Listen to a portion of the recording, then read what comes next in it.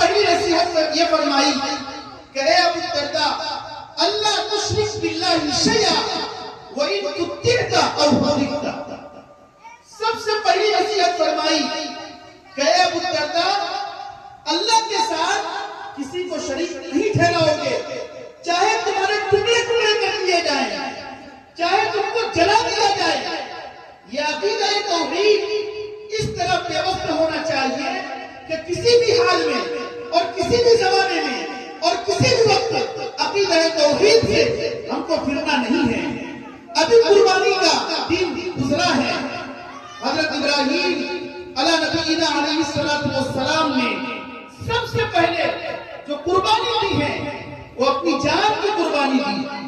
جب انہوں نے آنکھ کھولی ہے، بت گر اور کچھ ساز کے گھر آنکھ کھولی ہے، ماحول بت پرستی کا تھا، لوگ بت پرست تھے، خود بارش خود بنایا کرتے تھے. لیکن حضرت ابراہیم علی نبینا علیہ السلام نے توحید کے دامن کو اس طرح مضبوطی سے تھاما اور پکڑا کہ آتش نمرود میں کودنا گوارا کیا، لیکن انہوں نے توحید کی حفاظت کی اور اپنی جان کی کوئی پرواہ نہیں کی.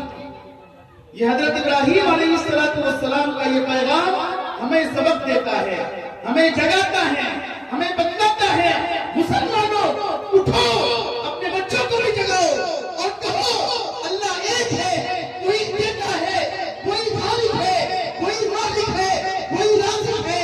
اگر چھوٹا چھوٹا بچہ ہمارا اگر ہم اس کے ذہن سازی کر دیں گے تو یاد رکھیے یہی بچے کل آگے بڑھ کر توحید کی حفاظت کریں گے، لوگوں کو جگائیں گے، لوگوں کو بتلائیں گے.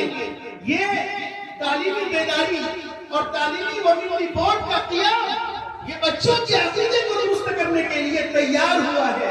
یہ جو ٹیم آئی ہے ہمیں اور آپ کو جگانے کے لیے آئی ہے. دعا کیجیے اللہ پوری دنیا میں اس کے جال کو پھیلائے، اس کے فیض کو عام تام کرے. میرے دوستو، جب بات چل پڑی ہے تو میں یہ کہوں گا کہ پہلے زمانے میں صحابہ کرام رضوان اللہ تعالی علیہ اجمعین کے زمانے میں جب بچے پیدا ہوتے تھے تو سب سے پہلے من الذل وکبرہ تکبیرا. اے محمد عربی صلی اللہ علیہ وسلم آپ کہہ دیجئے لم یتخذ ولدا، اللہ کا کوئی لڑکا نہیں ہے، اللہ کا کوئی لڑکا نہیں ہے. یہی عقیدہ ہے، اسی کو بتلایا قل هو اللہ احد، اللہ ایک ہے، اللہ اکیلا ہے، اللہ بے نیاز ہے، اللہ کا کوئی مقابل نہیں ہے، اللہ کا کوئی ہمسر نہیں ہے، اللہ کا کوئی برابر نہیں ہے. عام طور پر اگر دیکھا جائے تو مدد حاصل کرنے کے تین طریقے ہیں.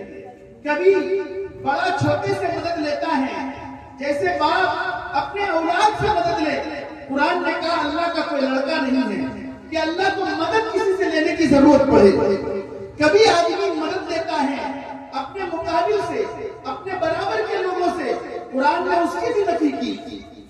تو میرے دوستو، کہنے کا حاصل یہ ہے جب دنیا کا بادشاہ، دنیا کا حاکم اور دنیا کی حکومت اپنی سلطنت میں، اپنی حکومت میں کسی کی شرکت کو برداشت نہیں کرتا، وہ آقا جو احکم الحاکمین ہیں، جو ارحم الراحمین ہیں، وہ اپنے ساتھ کسی کی شرکت کو کیسے برداشت کرے گا؟